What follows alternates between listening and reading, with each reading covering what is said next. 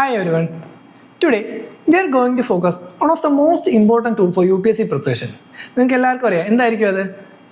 അതെ, PYQs അല്ലെങ്കിൽ previous year questions. അപ്പോൾ എന്താണ് PYQs അല്ലെങ്കിൽ എന്താണ് പ്രീവിയസ് ഇയർ ക്വസ്റ്റ്യൻസ് എന്ന് പറയുന്നത്? അത് ജസ്റ്റ് ഒരു പാസ്റ്റ് ക്വസ്റ്റ്യൻ എന്നുള്ള അർത്ഥം മാത്രമല്ല നമ്മൾ കൊടുക്കേണ്ടത്. UPSCയുടെ മൈൻഡ് സെറ്റ് എങ്ങനെയാണ്, എങ്ങനത്തെ ക്വസ്റ്റ്യൻസ് ആണ് UPSC ഇനി നമുക്ക് ഇടുന്നത് എന്നൊക്കെയാണ് നമ്മുടെ PYQs നിന്ന് മനസ്സിലാക്കേണ്ടത്. അപ്പോൾ നമ്മൾ ഇവിടുത്തെ സെക്ഷനിൽ ജസ്റ്റ് ക്വസ്റ്റ്യൻസ് അല്ലെങ്കിൽ PYQs സോൾവ് ചെയ്ത് പോവുക മാത്രമല്ല നമ്മൾ ചെയ്യുന്നത്. പകരം എന്താണ്, ക്വസ്റ്റ്യൻസിൻ്റെ പാറ്റേൺ ഡീകോഡ് ചെയ്യുന്നു. എങ്ങനെയാണ് ഒരു ക്വസ്റ്റ്യൻസ് വരുന്നത്, അല്ലെങ്കിൽ എന്തൊക്കെ തീംസ് ആണ് ഒരു ക്വസ്റ്റ്യൻസ് വരുന്നത്. അപ്പോൾ ഇതൊക്കെ ഐഡന്റിഫൈ ചെയ്ത് അതുകൂടാതെ എന്താണ് ഒരു ക്വസ്റ്റ്യൻ നമുക്ക് എങ്ങനെ സ്ട്രാറ്റജിക്കലി അനലൈസ് ചെയ്യാം, അല്ലെങ്കിൽ അതിൻ്റെ ഉത്തരം എങ്ങനെ സ്ട്രാറ്റജിക്കലായിട്ട് കണ്ടുപിടിക്കാം. അപ്പോൾ ഇതൊക്കെയാണ് നമ്മൾ ഇന്നത്തെ സെക്ഷനിൽ പോകുന്നത്. സോ ടോട്ടൽ 2015 മുതൽ 2025 വരെയുള്ള ക്വസ്റ്റ്യൻസ് നമ്മൾ അനലൈസ് ചെയ്യും. അതിൽ തന്നെ എന്താണ് ഒരു ദിവസം 25 ക്വസ്റ്റ്യൻസ് എന്ന രീതിക്കായിരിക്കും നമ്മൾ നോക്കി പോകുന്നത്. അപ്പോൾ ഇന്നത്തെ നമുക്ക് സെക്ഷൻ സ്റ്റാർട്ട് ചെയ്യാം. ഇന്ന് നമ്മൾ 2015 UPSC സിവിൽ സർവീസ് എക്സാമിനേഷൻ്റെ general studies paper 1 first 25 questions അതാണ് നമ്മൾ ചെക്ക് ചെയ്യാനായിട്ട് പോകുന്നത്. ഓക്കെ, അപ്പോൾ നമുക്ക് സ്റ്റാർട്ട് ചെയ്യാം. So welcome to iTutor. അപ്പോൾ നമുക്ക് ഇന്നത്തെ സെക്ഷൻ സ്റ്റാർട്ട് ചെയ്യാം. ആദ്യമായിട്ട് നമുക്ക് എന്താണ് UPSCയുടെ കുറച്ച് ഇൻസ്ട്രക്ഷൻസും കാര്യങ്ങളും എന്താണെന്ന് ചെക്ക് ചെയ്യാം. ആദ്യമായിട്ട് എക്സാം എഴുതുന്നവർക്ക് എന്തായിരിക്കും ചിലപ്പോൾ ഇൻസ്ട്രക്ഷൻസ് ഒന്നും കറക്റ്റ് അറിയാൻ പാടില്ല. അപ്പോൾ അതുകൊണ്ട് നമുക്ക് അത് ജസ്റ്റ് ഒന്ന് ഓടിച്ച് നോക്കി പോവാം. എന്താണ് UPSCയുടെ ഇൻസ്ട്രക്ഷൻസ് മെയിനായിട്ട് നമ്മൾ ആൻസർ എഴുതുമ്പോൾ? ഫസ്റ്റ് റോൾ നമ്പർ കാര്യങ്ങൾ അതെല്ലാവർക്കും അറിയാവുന്ന കാര്യമാണ്. റോൾ നമ്പർ പ്രോപ്പറായിട്ട് അതിൽ വയ്ക്കുക. അതുപോലെ തന്നെ എന്താണ് അത് ബബിൾ ചെയ്ത് പോവുക. ദെൻ നമ്മുടെ ബുക്ക്ലെറ്റ് സീരീസ് തന്നെ ABCD അങ്ങനെ 4 ബുക്ക്ലെറ്റ് സീരീസ് ആണുള്ളത്. അപ്പോൾ നമുക്ക് കിട്ടുന്ന ബുക്ക്ലെറ്റ് സീരീസ് കറക്റ്റ് ആണോ നമ്മൾ ചെക്ക് ചെയ്യുക. ദെൻ ഓരോ ക്വസ്റ്റ്യനും എന്താണ് ഓരോ ബുക്ക്ലെറ്റ് സീരീസും 100 ക്വസ്റ്റ്യൻസ് ആയിരിക്കും ഉള്ളത്. ഒരു ക്വസ്റ്റ്യൻ 2 മാർക്ക് വീതമായിരിക്കും. റൈറ്റ് ആയാലും ക്വസ്റ്റ്യൻ ശരിയായാൽ അതിന് 2 മാർക്കായിരിക്കും. ഇനി പെനാൽറ്റീസ് ഉണ്ട് ക്വസ്റ്റ്യന്. അതെങ്ങനെയാണ്? There are 4 alternative for the answers to every question. For each question for which a wrong answer has been given by the candidate, 1/3 of the mark. Okay, അതായത് 1/3 of the mark നമുക്ക് ഏതെങ്കിലും ഒരു question തെറ്റുകയാണെങ്കിൽ എന്താണ് അതിൻ്റെ 1/3 of the mark deduct ആവും. അത് കൂടാതെ തന്നെ എന്താണ് നമ്മൾ 2 ക്വസ്റ്റ്യൻ അല്ലെങ്കിൽ 2 ആൻസർ ഒരു ക്വസ്റ്റ്യൻ തന്നെ 2 ആൻസർ ബബിൾ ചെയ്യുകയോ അല്ലെങ്കിൽ എന്താണ് പ്രോപ്പറായിട്ട് ബബിൾ ചെയ്യാതെ എന്താണ് ഈ സെയിം ഡിഡക്ഷൻ ഉണ്ടാവും. ഇനി ഏതെങ്കിലും ഒരു ക്വസ്റ്റ്യൻ നമ്മൾ ലെഫ്റ്റ് ചെയ്താൽ അല്ലെങ്കിൽ ക്വസ്റ്റ്യൻ അറ്റംപ്റ്റ് ചെയ്യാതെ വിട്ടാൽ അതിനെന്തായിരിക്കും നെഗറ്റീവ് മാർക്സ് കാണത്തില്ല. അതുപോലെ എന്താണ് നമുക്ക് അല്ലാതെ സ്കോറും കാണത്തില്ല. ഓക്കെ, ആ ക്വസ്റ്റ്യൻ അൺആൻസേർഡ് ആയിട്ട് തന്നെ പൊക്കോളും. ഓക്കെ, സോ അപ്പോൾ നമുക്ക് ഇന്നത്തെ സെക്ഷൻ സ്റ്റാർട്ട് ചെയ്യാം. ഫസ്റ്റ് ക്വസ്റ്റ്യൻ നോക്കി. Pradhan Mantri Jan Dhan Yojana has been launched for. Okay, first question current അഫയേഴ്സുമായിട്ട് റിലേറ്റഡ് ആയിട്ടുള്ള ഒരു ക്വസ്റ്റ്യൻ ആണ്. എന്താണ് Pradhan Mantri Jan Dhan Yojana PM Jan Dhan Yojana has been launched for. 4 options ഉണ്ട്. First one, providing housing loan for poor people at cheaper interest rate. Second one, promoting women's self help groups in backward areas. Third one, promoting financial inclusion in the country.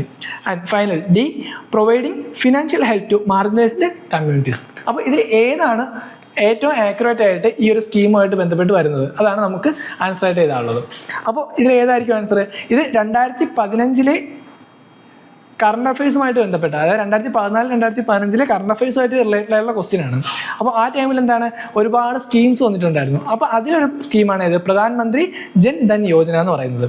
ഇതിൻ്റെ answer വരുന്നത് ഏതാണ്? നമുക്ക് first option നോക്കാം.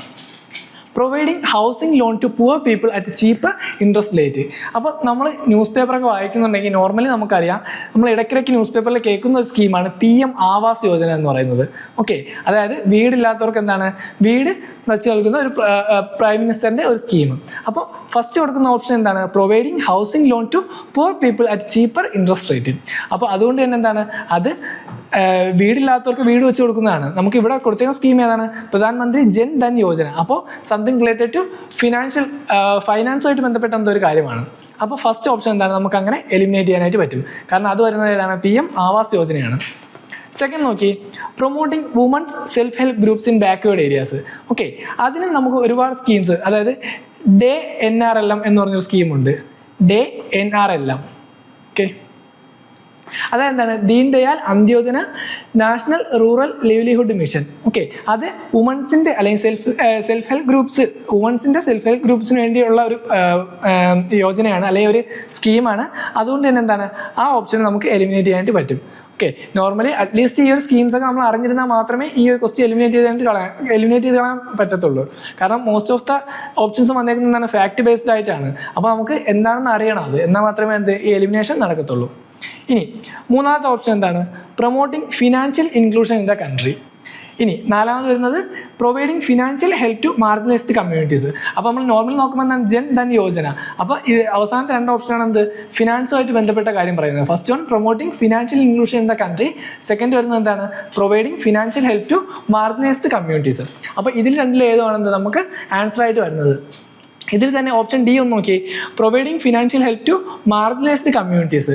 നമ്മൾ ചിലപ്പോൾ news പേപ്പറൊക്കെ വായിക്കുമ്പോൾ കേട്ടിട്ടുണ്ടായിരിക്കും സ്മൈൽ ഇനിഷ്യേറ്റീവ് എന്ന്. Okay, SMILE.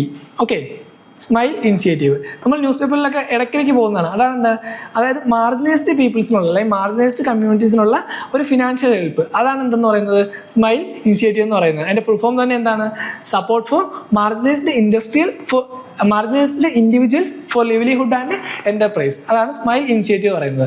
അതുകൊണ്ട് തന്നെ എന്താണ് ആ ഓപ്ഷൻ നമുക്ക് ക്യാൻസൽ ചെയ്യാം. അപ്പോൾ എൻ്റെ ആൻസർ ഏതാണ് വരുന്നത്, ഓപ്ഷൻ സി, അതായത് promoting financial inclusion in the country.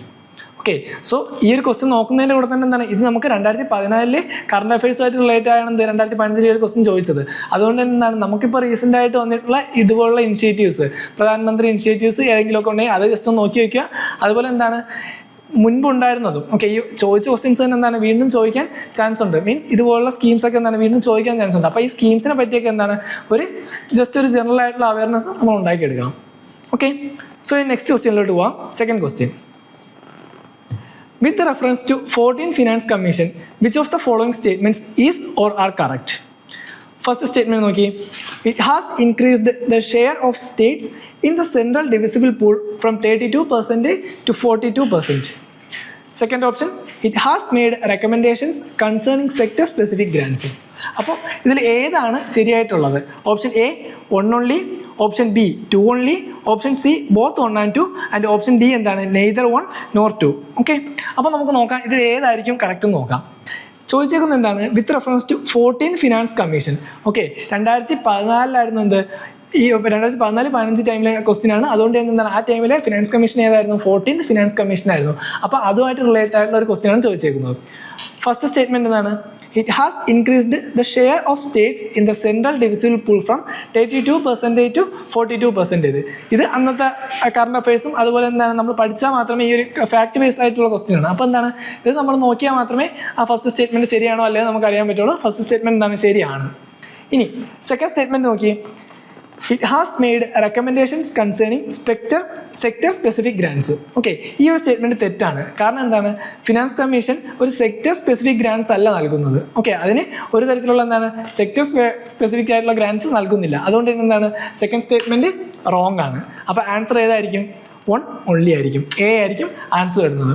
ഈ ഒരു ക്വസ്റ്റ്യൻ നോക്കുമ്പോൾ നമ്മളിപ്പോൾ ശ്രദ്ധിക്കേണ്ടത് എന്തൊക്കെയാണ്, ഇപ്പോൾ ഫിനാൻസ് കമ്മീഷനെ പറ്റിയാണ് അവർ ചോദിച്ചത്. 2014 14th ഫിനാൻസ് കമ്മീഷനാണെങ്കിൽ ഇപ്പോൾ എത്രയാണ് 16th ഫിനാൻസ് കമ്മീഷനാണ്. അപ്പോൾ 16th ഫിനാൻസ് കമ്മീഷനെ പറ്റിയും അതിൻ്റെ കുറച്ച് കാര്യങ്ങൾ എന്തൊക്കെയാണെന്ന് നമ്മൾ എന്താണ് നോക്കി വയ്ക്കണം. ഫോർ എക്സാമ്പിൾ ഇപ്പോൾ എന്താണ് ഫിനാൻസ് കമ്മീഷനുമായിട്ട് ബന്ധപ്പെട്ട ആർട്ടിക്കിൾ എത്രയാണ്, ആർട്ടിക്കിൾ 280 ആണ്. ഓക്കെ, 280 ഫിനാൻസ് കമ്മീഷനുമായിട്ട് ബന്ധപ്പെട്ട ആർട്ടിക്കിളാണ്. അതുകൂടാതെ എന്താണ് ഫിനാൻസ് കമ്മീഷനിൽ ആരൊക്കെയാണ് അംഗങ്ങളായിട്ടുള്ളത്, മെയിനായിട്ട് ചെയർമാനും പ്ലസ് 4 അതർ മെമ്പേഴ്സ്. ഇവരെയൊക്കെ അപ്പോയിൻറ്റ് ചെയ്യുന്നത് ആരായിരിക്കും, പ്രസിഡന്റ് ആയിരിക്കും.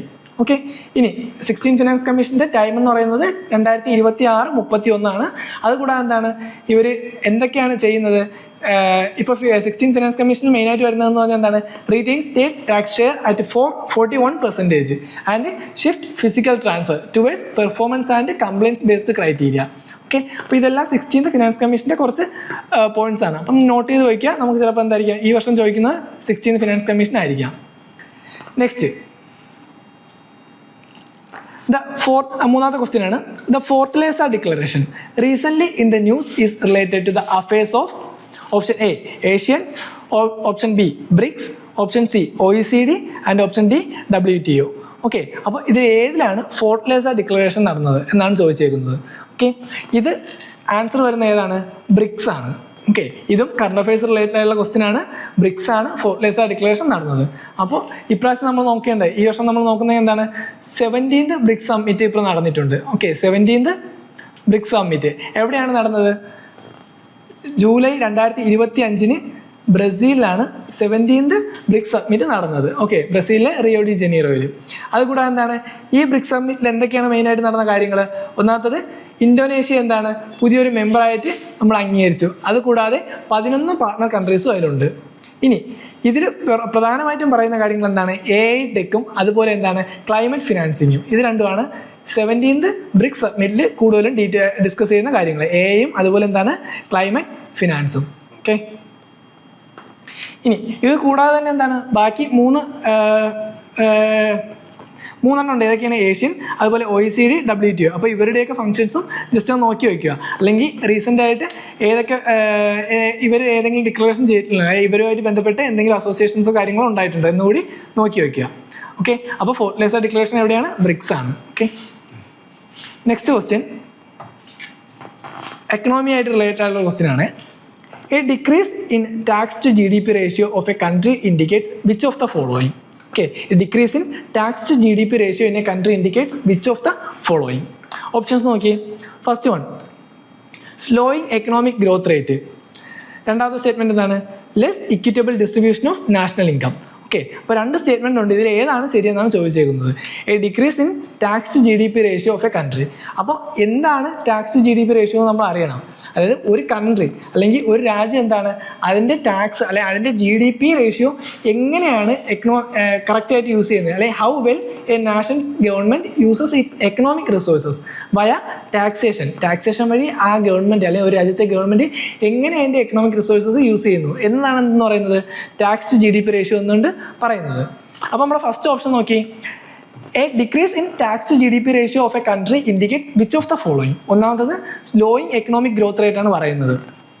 അപ്പോൾ നമ്മൾ നോക്കാം എന്താണ് ടാക്സ് ടു GDP റേഷ്യോ എന്ന് പറഞ്ഞാൽ ഒരു കൺട്രി എങ്ങനെയാണ് അതിൻ്റെ എക്കണോമി യൂസ് ചെയ്യുന്നത് പ്രോപ്പറായിട്ട്. അപ്പോൾ അത് ടാക്സ് ടു GDP റേഷ്യോ കുറയുകയാണെങ്കിൽ അല്ലെങ്കിൽ decrease in tax to GDP ratio എന്ന് പറയുന്നത് എന്തായിരിക്കും? സ്വാഭാവികമായിട്ടും സ്ലോയിങ് എക്കണോമിക് ഗ്രോത്ത് റേറ്റ് ആയിരിക്കും ആ കൺട്രിയുടെ. അതുകൊണ്ട് തന്നെ എന്താണ് ഫസ്റ്റ് സ്റ്റേറ്റ്മെൻറ്റ് ശരിയാണ്. Okay, decrease in tax to GDP ratio, tax to GDP ratio കുറഞ്ഞാൽ അവിടുത്തെ എക്കണോമിക് ഗ്രോത്ത് എന്താണ് കുറയും. അതുകൊണ്ട് തന്നെ എന്താണ് slowing economic growth rate first statement അപ്പോൾ ശരിയാണ്. ഇനി രണ്ടാമത്തെ സ്റ്റേറ്റ് നോക്കി. Less equitable distribution of national income. അപ്പോൾ ഈ ടാക്സ് ടു GDP റേഷ്യോ എന്ന് പറയുമ്പോൾ അതിനെന്താണ് നാഷണൽ ഇൻകം ആയിട്ടൊന്ന് വലിയ ബന്ധമില്ല. അതുകൊണ്ട് തന്നെ എന്താണ് ഈ രണ്ടാമത്തെ സ്റ്റേറ്റ്മെൻറ്റ് റോങ് ആണ്. Less equitable distribution of national income എന്ന് പറയുന്ന സ്റ്റേറ്റ്മെൻറ്റ് റോങ് ആണ്. സോ ആൻസർ എന്തായിരിക്കും? Option A, 1 only. ഓക്കെ, അതാണ് നാലാമത്തെ ക്വസ്റ്റ്യനിൽ വരുന്നത്. നെക്സ്റ്റ് അഞ്ചാമത്തെ ക്വസ്റ്റ്യൻ നോക്കി. In the South Atlantic and Southeastern Pacific regions, in tropical latitudes, cyclone does not originate. What is the reason? Okay, south അറ്റ്ലാന്റിക്കും അതുപോലെ എന്താണ് സൗത്ത് ഈസ്റ്റേൺ പസഫിക് റീജിയൻസിലെയും ട്രോപ്പിക്കൽ ലാറ്റിറ്റ്യൂഡ്സിൽ സൈക്ലോൺസ് ഒറിജിനേറ്റ് ചെയ്തില്ല. എന്താണ് റീസൺ? ഓക്കെ, നോർമലി നമുക്ക് കാണുമ്പോൾ തന്നെ അറിയാം എന്തായിരിക്കും എന്ന്. ഇതിൽ എല്ലാ എന്താണ് സൈക്ലോൺസ് ഉണ്ടാകുന്നതിന് കാരണമാകുന്നതാണ് ഓപ്ഷൻസ് നോക്കുമ്പോൾ. ഫസ്റ്റ് ഓപ്ഷൻ എന്താണ്? Sea surface temperatures are low. Okay, second inter tropical convergence zone അതായത് ITCZ seldom occurs. Third option Coriolis force is too weak. Fourth absence of land in those region. അപ്പോൾ ഇതിൽ ഏതാണ് correct പ്രോപ്പറായിട്ടുള്ള അതായത് accurate ആയിട്ട് നമുക്ക് tropical ലാറ്റിറ്റ്യൂഡ്സിൽ south അറ്റ്ലാന്റിക്കിലും അതുപോലെ south eastern Pacific Indian tropical ലാറ്റിറ്റ്യൂഡ്സിൽ സൈക്ലോൺ ഉണ്ടാകുന്നതിന് കാരണം എന്നാണ് ചോദിച്ചേക്കുന്നത്. ആൻസർ ഏതാണ്? ആൻസർ ഓപ്ഷൻ B ആണ്. Inter tropical convergence zone seldom occurs അല്ലെങ്കിൽ ITCZ സെൽഡം ഒക്കേഴ്സ്. ഓക്കെ, അതാണെന്ത് നമ്മുടെ അഞ്ചാമത്തെ ക്വസ്റ്റ്യൻ്റെ ഉത്തരം. നെക്സ്റ്റ് ക്വസ്റ്റ്യനിലോട്ട് പോവാം. Sixth question. ഓക്കെ, നോർമലി ഒരു ഈസി ക്വസ്റ്റ്യൻ ആണ്. എന്താണ്? Which one of the following pairs of states of India indicates the eastern most and western most state? Okay, ഇന്ത്യയുടെ ഈസ്റ്റേൺ മോസ്റ്റും അതുപോലെ വെസ്റ്റേൺ മോസ്റ്റ് സ്റ്റേറ്റ്സ് ഏതൊക്കെയാണെന്ന് ചോദിച്ചിരിക്കുന്നത്. First option Assam and Rajasthan. നമുക്ക് എന്താണ് normally നമുക്ക് ഇന്ത്യയുടെ ഒരു മാപ്പിനെ പറ്റി ഒരു ഐഡിയ ഉണ്ട്. എന്താണ് ക്യാൻസൽ ചെയ്ത് കളയാൻ പറ്റുന്ന ഓപ്ഷനാണ്. ആദ്യമേ അത് ക്യാൻസൽ ചെയ്യാം. Second Arunachal Pradesh and Rajasthan. Okay, ഈ ഒരു മാപ്പ് ഇവിടെ നമുക്ക് കൊടുത്തിട്ടുണ്ട്. അരുണാചൽ പ്രദേശ് എവിടെയാണ് കിടക്കുന്നത്? ഏറ്റവും ഈസ്റ്റ് ആയിട്ടാണ് കിടക്കുന്നത്. ഇതാണ് അരുണാചൽ പ്രദേശ്. അപ്പോൾ എന്താണ് നമുക്ക് ഈസ്റ്റേൺ മോസ്റ്റ് കിട്ടി അരുണാചൽ പ്രദേശാണ്. ഇനി ഇപ്പോൾ സൈഡ് വെസ്റ്റേൺ മോസ്റ്റ് നോക്കി. ഇവിടെ രാജസ്ഥാനുണ്ട്, ഗുജറാത്തുണ്ട്. പക്ഷേ ഏറ്റവും വെസ്റ്റ് ആയിട്ട് കിടക്കുന്നതാണ് ചോദിച്ചേക്കുന്നത്. Eastern most and western most ആണ് ചോദിച്ചേക്കുന്നത്. അപ്പോൾ നമുക്ക് ഏതാണ് ഏറ്റവും വെസ്റ്റേൺ മോസ്റ്റ് ആയിട്ട് വരുന്നത്? ഗുജറാത്താണ്. So Arunachal Pradesh and Gujarat. Okay, option D ആയിരിക്കും റൈറ്റ് ആൻസർ. ബാക്കിയെല്ലാം നമുക്ക് എന്താണ് നോർമലി എലിമിനേറ്റ് കളയാവുന്നതാണ്. ചിലപ്പോൾ എന്താണ് ഒറ്റയടിക്ക് നമ്മൾ കണ്ടിട്ട് അരുണാചൽ പ്രദേശ് ആൻഡ് രാജസ്ഥാൻ എഴുതി വയ്ക്കരുത്. കാരണം ഏറ്റവും വെസ്റ്റ് ആയിട്ട് കിടക്കുന്നത് ഗുജറാത്താണ്, രാജസ്ഥാനല്ല. അപ്പോൾ അരുണാചൽ പ്രദേശ് ആൻഡ് ഗുജറാത്ത് അതാണ് right answer. Okay, next question നോക്കാം. അത് കുറച്ച് സിമ്പിൾ ആയിട്ടുള്ള ക്വസ്റ്റ്യൻ ആണ്. ഡീറ്റെയിൽസ് ഒന്നും നോക്കണ്ട. ജസ്റ്റ് എന്തായാലും ഇന്ത്യയുടെ മാപ്പ് നമ്മളൊന്ന് നോക്കുക. ഇപ്പോൾ ഈസ്റ്റേൺ മോസ്റ്റ് വെസ്റ്റേൺ മോസ്റ്റ് ചോദിച്ചു. അതേ സമയത്ത് എന്താണ് നോർത്തേൺ സ്റ്റേറ്റ്സ് ഏതൊക്കെയാണ്, നോർത്ത് ഈസ്റ്റേൺ സ്റ്റേറ്റ്സ് ഏതൊക്കെയാണ്, അതുപോലെ സൗത്തിൽ ഏതൊക്കെയാണ് വരുന്നത്. അപ്പോൾ ഇതുപോലുള്ള കുറച്ച് നോർമലായിട്ടുള്ള ഡീറ്റെയിൽസും കൂടെ നമ്മൾ നോക്കി വയ്ക്കുക ഈ ഒരു ക്വസ്റ്റ്യൻ ഡിസ്കസ് ചെയ്ത് പോകുമ്പോൾ. അടുത്ത 7ാമത്തെ question. Consider the following statements regarding the directive principles of state policy. DPSP പറ്റിയുള്ള ഒരു ക്വസ്റ്റ്യൻ ആണ്, പൊളിറ്റി എന്നുള്ള ക്വസ്റ്റ്യൻ ആണ്. First statement, the principles spell out the socio-economic democracy in the country. Second statement, the provisions contained in these principles are not enforceable by any court. So DPSPയെ സംബന്ധിച്ച് 2 statement ആണ് തന്നേക്കുന്നത്. ഇതിൽ ഏതൊക്കെയാണ് ശരി അല്ലെങ്കിൽ ഏതാണ് ശരി എന്നാണ് ചോദിച്ചേക്കുന്നത്. സെക്കൻഡ് സ്റ്റേറ്റ്മെന്റ് നമ്മൾ നോർമലി ലക്ഷ്മികാന്തൊക്കെ വായിക്കുമ്പോൾ നമുക്ക് മനസ്സിലാവും എന്താണ് DPSP നോട്ട് എൻഫോഴ്സിബിൾ ബൈ കോർട്ടാണ്. ഓക്കെ, DPSP എന്താണ് ഒരു കോർട്ടിനെ എൻഫോഴ്സിബിൾ ചെയ്യാൻ പറ്റത്തില്ല. നമ്മൾ ഫണ്ടമെന്റൽ റൈറ്റ്സ് ആണെങ്കിൽ എന്താണ് അത് എൻഫോഴ്സിബിൾ ആണ്. പക്ഷേ DPSP എന്താണ് not enforceable by any court. So അതുകൊണ്ട് തന്നെ എന്താണ് 2ാമത്തെ സ്റ്റേറ്റ്മെന്റ് ശരിയാണെന്ന് നമുക്കറിയാം. അപ്പോൾ എന്താണ് ഈ ഓപ്ഷൻ എയും അതുപോലെ ഓപ്ഷൻ ഡിയും നമുക്ക് എലിമിനേറ്റ് ചെയ്ത് കളയാനായിട്ട് പറ്റും. ഇനിയുള്ള 2 ഓപ്ഷനാണ് ഓപ്ഷൻ ബിയും അതുപോലെ എന്താണ് ബോത്ത് 1 and 2. നോക്കി, ഫസ്റ്റ് സ്റ്റേറ്റ്മെന്റ് എന്താണ് the principle spell out the socio economic democracy in the country. എന്താണ് DPSP എന്ന് പറഞ്ഞാൽ തന്നെ എന്താണ് നമ്മുടെ സൊസൈറ്റിയിൽ സോഷ്യോ അതുപോലെ എന്താണ് എക്കണോമിക് ഡെമോക്രസി കൊണ്ടുവരിക. ഇതാണ് എന്ത് അല്ലെങ്കിൽ ഒരു വെൽഫെയർ സ്റ്റേറ്റ്. അതാണ് DPSPയുടെ മെയിൻ ആയിട്ടുള്ള എയിം എന്ന് പറയുന്നത് തന്നെ. അതുകൊണ്ട് തന്നെ എന്താണ് ഫസ്റ്റ് സ്റ്റേറ്റ്മെന്റ് നമുക്ക് ഈസി ആയിട്ട് ശരിയാണെന്ന് പറയാൻ പറ്റും. സോ സോഷ്യോ എക്കണോമിക് ഡെമോക്രസിയാണ് DPSPയിൽ പറയുന്നത് തന്നെ. അതുകൊണ്ട് തന്നെ എന്താണ് 2 സ്റ്റേറ്റ്മെന്റ് ശരിയാണ്. ആൻസർ ഏതായിരിക്കും ഓപ്ഷൻ സി. ഓക്കെ, അപ്പോൾ DPSP UPSCയുടെ ഒരു ഫേവറേറ്റുള്ള പാർട്ടാണ്. അപ്പോൾ അതെന്താണ് നോക്കി വയ്ക്കുക. ഒരുപാട് പ്രീവിയസ് ഇയർ ക്വസ്റ്റ്യൻസിൽ DPSPയെ പറ്റി ഒരുപാട് ക്വസ്റ്റ്യൻസ് ചോദിച്ചിട്ടുണ്ട്. DPSP ഏത് പാർട്ടിലാണ് വരുന്നത്? പാർട്ട് 4. അതുപോലെ ആർട്ടിക്കിൾസ് എത്രയൊക്കെയാണ് വരുന്നത്? ആർട്ടിക്കിൾ 36 മുതൽ 51 വരെയാണ് എന്ത് DPSP വരുന്നത്. ഓക്കെ, 35 വരെ നമുക്കറിയാം ഫണ്ടമെന്റൽ റൈറ്റ്സ് ആണ് വരുന്നത്. 36 മുതൽ 51 വരെയാണ് ഏത് വരുന്നത് DPSP വരുന്നത്. ഇനി നമ്മളിത് എവിടെ നിന്നാണ് ബോറോ ചെയ്തിട്ടുള്ള DPSP?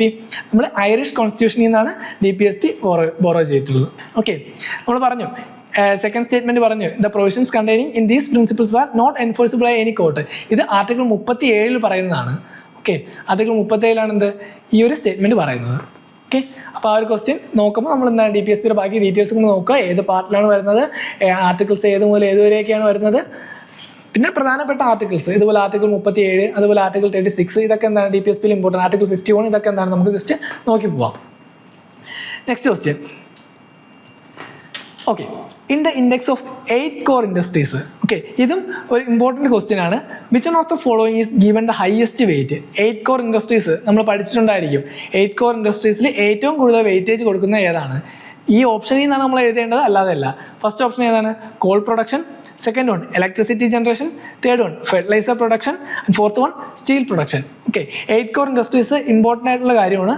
അപ്പോൾ നമുക്ക് എന്താണ് ജസ്റ്റ് അതിൻ്റെ ഒരു എങ്ങനെയാണ് അല്ലെങ്കിൽ ഏത് ലെവലാണ് അതിൻ്റെ ഹയസ്റ്റ് വെയിറ്റേജ് ഏതിനാണ് കൊടുക്കുന്നത് അല്ലെങ്കിൽ ലോസ്റ്റ് ഏതിനാണ് കൊടുക്കുന്നത് നമുക്ക് നോക്കാം. ഫസ്റ്റ് വരുന്നത് എന്താണ്? റിഫൈനറി പ്രൊഡക്ട്സ് ആണ് വരുന്നത്. 8 കോർ ഇൻഡസ്ട്രിയിൽ ഫസ്റ്റ് വരുന്നത് എന്താണ്? Refinery products. ദെൻ സെക്കൻഡ് വരുന്നത് ഏതാണ്? ഇലക്ട്രിസിറ്റി ആണ്. നമ്മൾ ചിലപ്പോൾ എന്തായിരിക്കും കോൾ ഏറ്റവും കൂടുതൽ ഉണ്ടാക്കുന്നില്ല എന്നുള്ള ഇതിൽ എന്താണ് കോളൊക്കെ ചിലപ്പോൾ എഴുതാൻ ചാൻസ് ഉണ്ട്. പക്ഷേ എന്താണ് കോളല്ല. സെക്കൻഡ് വരുന്നത് ഇലക്ട്രിസിറ്റി ആണ്. ദെൻ തേർഡ് വരുന്നത് ഏതാണ്? സ്റ്റീലാണ്. ദെൻ അടുത്തത് കോള്. അത് കഴിഞ്ഞിട്ട് ഏതാണ്? Crude oil. അത് കഴിഞ്ഞിട്ട് natural gas. Then cement. Last മാത്രമാണ് ഏത് വരുന്നത്? ഫെർട്ടിലൈസേഴ്സ് വരുന്നത്. ഓക്കെ, അപ്പോൾ ഇതാണ് എന്ത് 8 കോർ ഇൻഡസ്ട്രീസ് എന്ന് പറയുന്നത്. അപ്പോൾ ഏറ്റവും കൂടുതൽ ഇമ്പോർട്ടൻ്റ് ഏതാണ്? റിഫൈനറി, അതുപോലെ റിഫൈനറി പ്രൊഡക്ട്സ്, അതുപോലെ സെക്കൻഡ് വരുന്ന ഏതാണ്? ഇലക്ട്രിസിറ്റി ആണ്. അപ്പോൾ നമുക്കിവിടെ ഓപ്ഷനിൽ വരുന്നതിൽ ഏതാണ്? ഇലക്ട്രിസിറ്റി ജനറേഷൻ ആണ് എന്ത് ഓപ്ഷൻ ഉള്ളത്. അതുകൊണ്ട് തന്നെ എന്തായിരിക്കും അതായിരിക്കും ആൻസർ വരുന്നത്. സോ ആൻസർ ഏതാണ്? ഓപ്ഷൻ ബി ആണ്, ഇലക്ട്രിസിറ്റി ജനറേഷൻ. അപ്പോൾ ബാക്കി കൂടെ നമ്മൾ നോക്കി വയ്ക്കുക. ഫസ്റ്റ് റിഫൈനറി പ്രൊഡക്ട്സ്, അതുപോലെ അതിന് ഏകദേശം 28% എന്ത് ഇമ്പോർട്ടൻസ് വരുന്നത്. ദെൻ ഇലക്ട്രിസിറ്റി വരുന്നുണ്ട്. ഇലക്ട്രിസിറ്റിക്ക് ഒരു 19 to 20% ആണ് വരുന്നത്.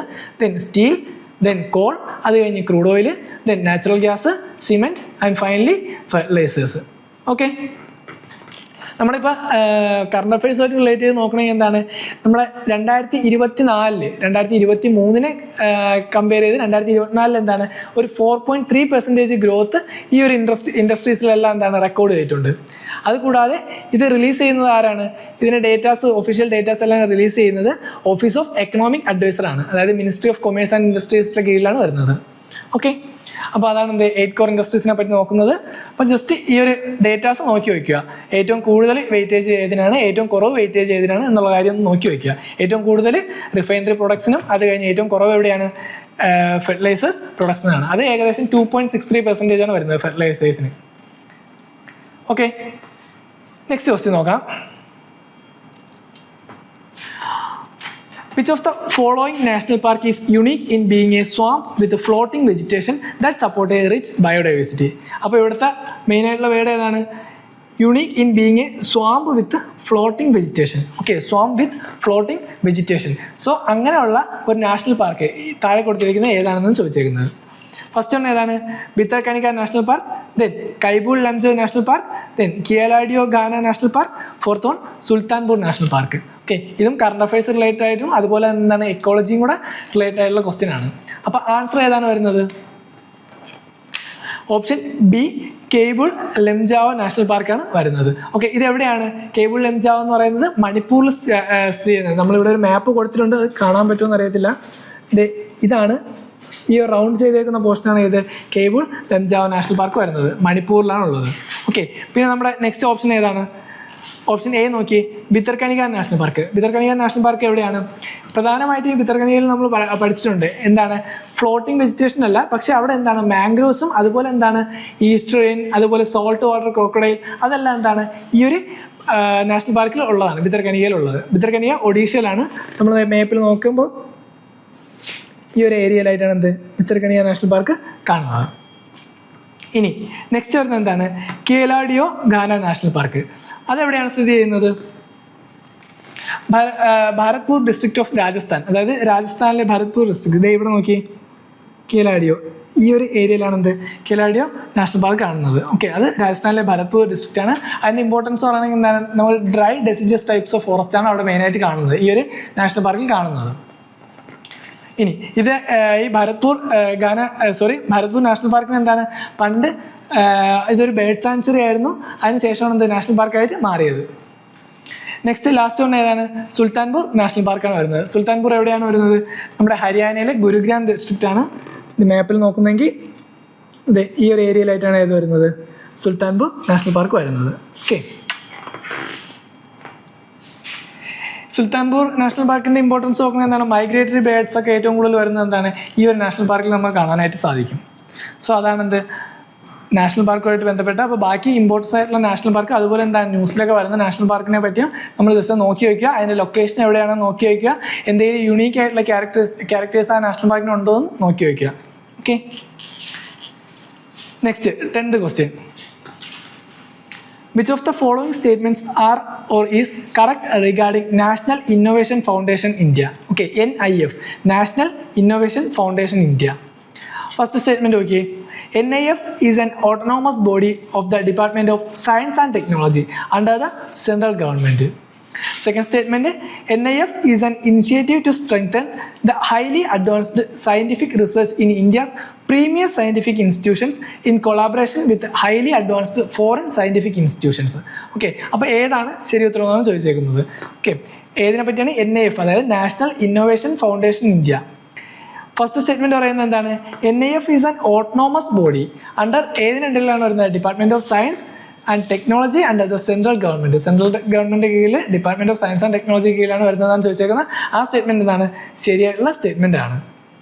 ഓക്കെ, ഇനി second, NIF is an initiative to strengthen the highly advanced scientific research in India's premier scientific institutions in collaboration with highly advanced foreign scientific institutions.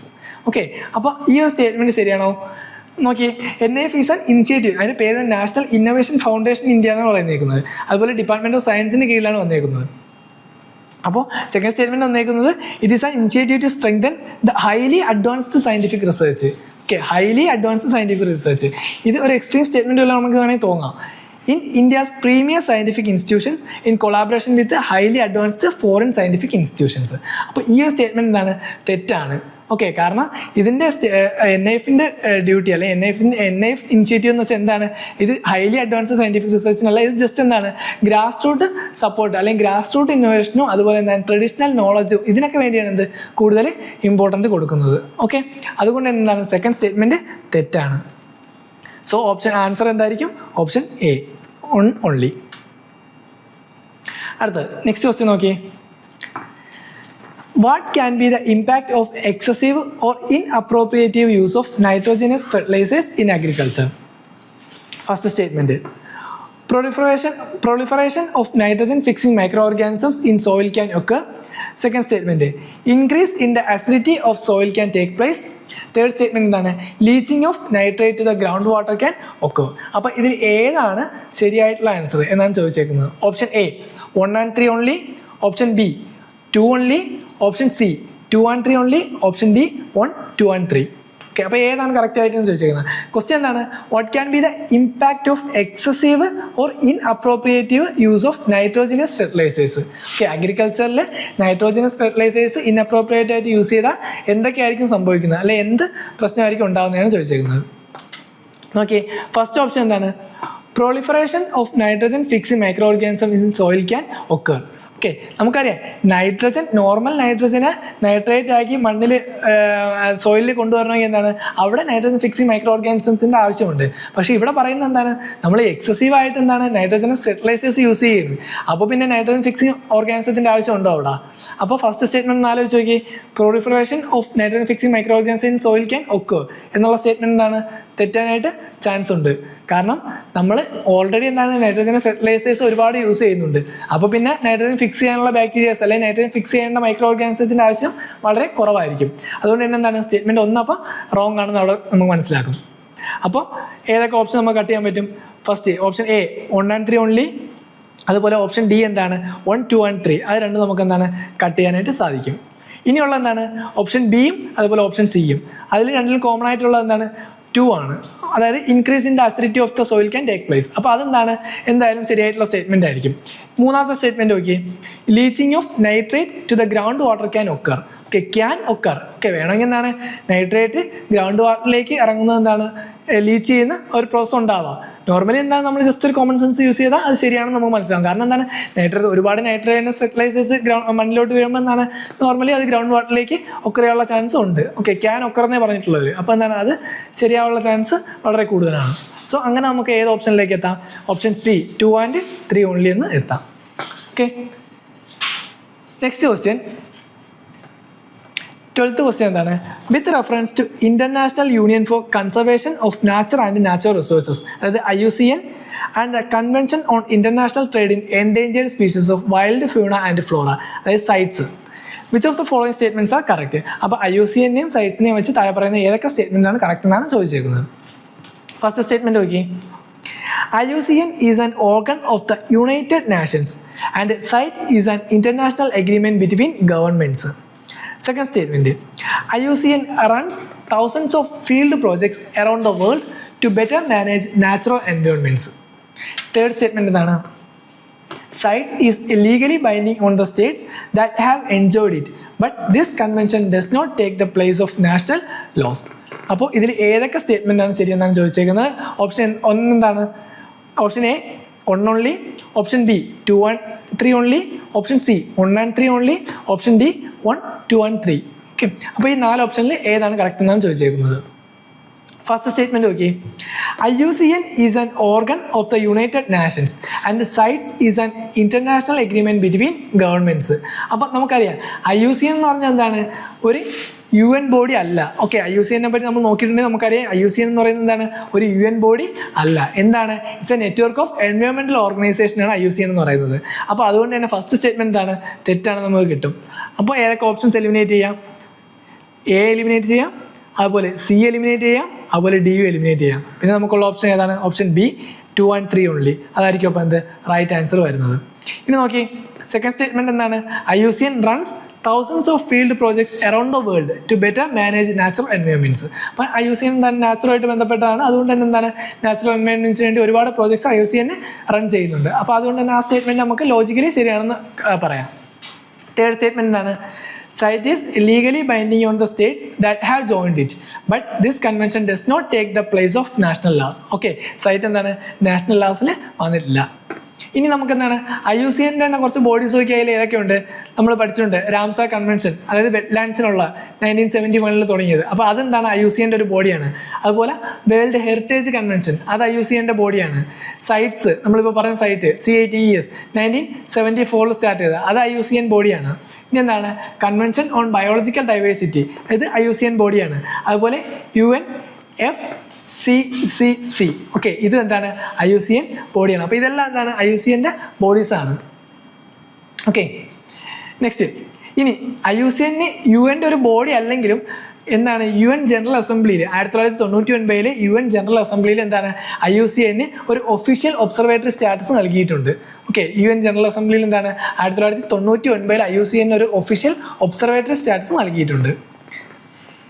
ഇനി സൈറ്റ്സിൽ നമുക്ക് എന്തെല്ലാം ക്ലാസിഫൈ ചെയ്യാം? സൈറ്റ്സ് പ്ലാന്റ്സിൻ്റെ അതുപോലെ എന്താണ് അനിമൽസിൻ്റെ ഒക്കെ ഇതായിട്ട് നമുക്ക് എന്താണ് 3 ക്ലാസിഫൈ ചെയ്യാം. നിങ്ങൾ കേട്ടിട്ടുണ്ടോ അപ്പൻഡിക്സ് 1 to 3 വരെ 1, 2, 3 അങ്ങനെ എന്താണ് 3 സൈറ്റ്സ് എന്താണ് അനിമൽസിനെയും പ്ലാന്റ്സിനെയും ക്ലാസിഫൈ ചെയ്യുന്നുണ്ട്. അതായത് ഇപ്പോൾ ചില ആനിമൽസ് ഒക്കെ എന്തായിരിക്കും എൻഡേഞ്ചർഡ് ആകാൻ പോകുന്നതായിരിക്കും. നമ്മൾ റെഡ് ലിസ്റ്റ് കേട്ടില്ലേ, അതുപോലെ എന്താണ് അതിലൊക്കെ എൻഡേഞ്ചർ ആകാൻ പോകുന്നതായിരിക്കും. ചിലർക്ക് എന്തായിരിക്കും പർട്ടിക്കുലർലി വൾണറബിൾ ആയിട്ടുള്ള ഏരിയയിൽ ഉണ്ടായിരിക്കുന്നതായിരിക്കും. അപ്പോൾ അതിനെ പറ്റിയൊക്കെ ഉള്ള കാര്യങ്ങളും അതെല്ലാം വെച്ചിട്ട് എന്താണ് സൈറ്റ്സ് ഓരോ അപ്പൻഡിക്സ് കയറിയിട്ടുണ്ട്. അത് 1 to 3 വരെ ഉണ്ട്. അതിനടിസ്ഥാനമാക്കിയാണ് ഓരോ അനിമൽസിനെ അതുപോലെ മറ്റുള്ള ക്ലാസിഫൈ ചെയ്യുന്നത്. പ്ലാന്റ്സിനെ ആയാലും അനിമൽസിലായാലും ക്ലാസിഫൈ ചെയ്യുന്നത്. ഓക്കെ സോ 12ാമത്തെ ക്വസ്റ്റ്യൻ്റെ ആൻസർ ഏതാണ്? 2 and 3 ഓൺലി. അടുത്ത ക്വസ്റ്റ്യൻ നോക്കിയേ. The fair and remunerative price, the PRP of sugarcane is approved by which of the following bodies? First one ഏതാണ്? Cabinet Committee on Economic Affairs. Second one, Commission for Agriculture Cost and Prices. Third, Directorate of Marketing and Inspection, Ministry of Agriculture. Fourth one, Agriculture Committee, Produce Market Committee. Okay. അപ്പോൾ എന്താണ് ചോദിച്ചേക്കുന്നത്? Fair and remunerative price of sugar cane ഏത് കമ്മിറ്റിയാണ് ഇത് appoint ചെയ്യുന്നതെന്ന് നമുക്ക് തെറ്റിപ്പോകാൻ chance ഉള്ളതാണ്. പക്ഷേ ഇവിടെ ഏതാണ് ചിലപ്പോൾ നമ്മൾ അഗ്രികൾച്ചർ കമ്മിറ്റി പ്രോഡക്റ്റ് മാർക്കറ്റൊക്കെ എഴുതി വയ്ക്കാൻ ചാൻസ് ഉണ്ട്. ഓക്കെ കാരണം എന്താണ് പ്രൈസ് അതുപോലെ എന്താണ് ഷുഗർ കെയിൻ. അപ്പോൾ അത് വെച്ച് എന്താണ് അഗ്രികൾച്ചറിൻ്റെ ഇതിൽ നമ്മൾ ചിലപ്പോൾ ആൻസർ അങ്ങനെ എഴുതാൻ ചാൻസ് ഉണ്ട്. ബട്ട് ആൻസർ വരുന്നത് ഓപ്ഷൻ എ ആണ്. Cabinet committee on economic affairs ആണ് എന്ത് ഇതെല്ലാം തീരുമാനിക്കുന്നത്. ഓക്കെ അപ്പോൾ എന്താണ് ക്യാബിനറ്റ് കമ്മിറ്റി ഓൺ എക്കണോമിക് അഫയേഴ്സിൻ്റെ റോൾ എന്ന് വെച്ചാൽ എന്തായിരിക്കും പറയേണ്ടത്? ഇതാണ് ഡിറ്റർമൈൻ ചെയ്യുന്നത് നമ്മുടെ പ്രൈസ് ഒരു പ്രോഡക്റ്റിൻ്റെ. ഓക്കെ ഷുഗർ കെയിൻ ആയാലും എന്തായാലും ഓക്കെ അതിൻ്റെയൊക്കെ പ്രോഡക്റ്റിൻ്റെ ഫെയർ ആൻഡ് റെമ്യൂണറേറ്റഡ് ആയിട്ടുള്ള പ്രൈസ് കാൽക്കുലേറ്റ് ചെയ്യുന്നത് അല്ലെങ്കിൽ അത് അപ്രൂവ് ചെയ്യുന്നത് ആരായിരിക്കും? Cabinet committee on economic affairs ആയിരിക്കും. ഓക്കെ ഇനി ഈ ക്വസ്റ്റ്യൻ നോക്കുമ്പോൾ എന്താണ് ഇതിൻ്റെ കൂടെ തന്നെ നമ്മൾ ബാക്കി ഓപ്ഷൻ കൂടെ സ്കിപ്പ് ചെയ്ത് കളയരുത്. അത് എന്തൊക്കെയാണെന്ന് നോക്കണം. സെക്കൻഡ് വരുന്നത് എന്താണ്? Commission for agriculture cost and prices. അപ്പോൾ അവരെന്ത് ചെയ്യും? അല്ലെങ്കിൽ directorate of marketing and inspection, ministry of agriculture അവരുടെ റോൾ എന്തൊക്കെയാണ്? അതുകൂടാതെ എന്താണ് agriculture committee, produce market committee, agriculture committee, produce market committee. അപ്പോൾ ഇതിൻ്റെയൊക്കെ റോൾ എന്താണെന്ന് കൂടി ജസ്റ്റ് ഒന്ന് നോക്കി വയ്ക്കുക. നമുക്കിവിടെ cabinet committee on economic affairs ആണ് ആൻസർ വരുന്നത്. അതെന്തൊക്കെയാണ് ചെയ്യുന്നത്? ക്യാബിനറ്റ് കമ്മിറ്റി നോർമലി അഗ്രികൾച്ചറിന് മാത്രം എക്കണോമിക് അഫയേഴ്സിന് മാത്രമല്ല വേറെ ഒരുപാട് ഇതിനെന്താണ് ക്യാബിനറ്റ് കമ്മിറ്റീസ് ഉണ്ട്. ഓരോ ഫീൽഡിനും എന്താണ് ക്യാബിനറ്റ് കമ്മിറ്റീസ് ഉണ്ട്. അപ്പോൾ ആരായിരിക്കും അതിൻ്റെ ചെയർമാൻ എന്ന് പറയുന്നത്? നോർമലി എല്ലാ ക്യാബിനറ്റ് കമ്മിറ്റീസിനും PM ആയിരിക്കും എന്ത് ചെയർമാൻ വരുന്നത്. പ്രൈം മിനിസ്റ്റർ ആയിരിക്കും ചെയർമാനായിട്ട് വരുന്നത്. ഇനി ഇവരെന്തായിരിക്കും ഇപ്പോൾ എക്കണോമിക് അഫയേഴ്സിൻ്റെ ഇപ്പോൾ നമുക്ക് എക്കണോമിക് അഫയേഴ്സിൻ്റെ കാര്യം എടുക്കാം. ഇതെന്തൊക്കെയായിരിക്കും അവരുടെ റോൾ എന്ന് പറയുന്നത്? അതായത് പുതിയ എക്കണോമിക് പോളിസീസ് കൊണ്ടുവരിക, അതുപോലെ പ്രൈസ് കൺട്രോൾ ആൻഡ് അഗ്രികൾച്ചറിലുള്ള പ്രൈസ് കൺട്രോളിങ് കാര്യങ്ങളൊക്കെ ഡീൽ ചെയ്യുക. അതുകൂടാതെ ഇൻവെസ്റ്റ്മെൻറ്റ് പ്രോജക്ട്സ്, അതുപോലെ ഇൻഡസ്ട്രിയൽ ട്രേഡ് പോളിസി, അതുപോലെ ഡിസ്ഇൻവെസ്റ്റ്മെൻറ്റുകൾ ഇതിനെപ്പറ്റി എല്ലാം എന്താണ് ഈ എക്കണോമിക് അഫയേഴ്സ് അല്ലെങ്കിൽ cabinet committee on economic affairs ആണ് എന്ത് ഡീൽ ചെയ്യുന്നത്. ഓക്കെ അടുത്ത ദിവസം നോക്കി. What explain the eastward flow of the equatorial counter current? Okay equatorial counter current eastward flow എന്താണ് എക്സ്പ്ലെയിൻ ചെയ്യുന്നത്? ഫസ്റ്റ് നോക്കി. The earth rotation on its axis option B convergence of two equatorial currents. Option C difference in salinity of water. Option D occurrence of belt of calm near the equator. Okay, അപ്പോൾ ചോദിച്ചേക്കുന്നത് എന്താണ്? What explains the eastward flow of equatorial counter current. Okay, equatorial counter കറണ്ടിൻ്റെ eastward flow എന്താണ് explain ചെയ്യുന്നത്? ഇതിൽ നമുക്ക് eliminate ചെയ്യാൻ പറ്റുന്ന ഓപ്ഷൻസ് ഏതൊക്കെയാണ്? ഓപ്ഷൻ സി നോക്കി, difference in salinity of water. Okay, difference in salinity of water എന്താണ്? നമുക്ക് വേണമെങ്കിൽ അത്രയും പ്രോപ്പർ ആയിട്ടുള്ളൊരു ഓപ്ഷൻ അല്ല. അതുകൊണ്ട് എന്താണ് ആദ്യമേ അത് നമുക്ക് എലിമിനേറ്റ് ചെയ്ത് കളയാനായിട്ട് പറ്റും. കാരണം വാട്ടറിൻ്റെ സാലിനിറ്റി മാറുന്നതുകൊണ്ട് എന്താണ് ഈസ്റ്റേർഡ് ഫ്ലോയിലും അല്ല ഇക്വിറ്റോറിയൽ കൗണ്ടർ കറണ്ടിൻ്റെ ഈസ്റ്റേർഡ് ഫ്ലോയിൽ എന്താണ് വലിയ മാറ്റമൊന്നും ഉണ്ടാകും നമുക്ക് അതിന് പറയാൻ പറ്റത്തില്ല. സോ ഓപ്ഷൻ സി എലിമിനേറ്റ് ചെയ്യാം. പിന്നെ നമുക്കുള്ളത് എന്താണ്? Earth rotation on its axis, convergence on two equatorial currents, occurrence of the belt of calm near the equator.